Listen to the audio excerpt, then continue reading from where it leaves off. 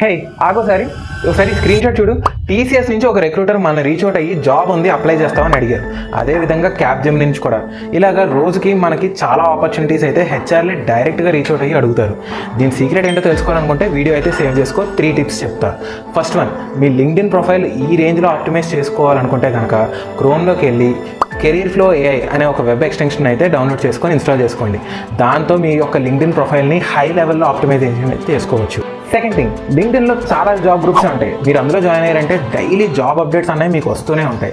And దాంతోపాటు మీకు professional connections build చేసుకోవడానికి కూడా చాలా బాగా యూజ్ అవుతాయి అలాంటి గ్రూప్స్లో జాయిన్ అవ్వడం వల్ల.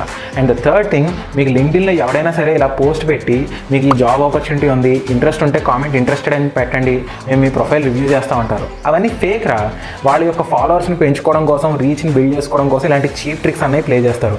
నిజమైన రిక్రూటర్స్ ఎప్పుడూ కూడా ఇలా ఈ విధంగా మెయిల్ ఐడీస్ అనేవి ఇచ్చి రెజ్యూమ్ షేర్ చేయండి అని చెప్పి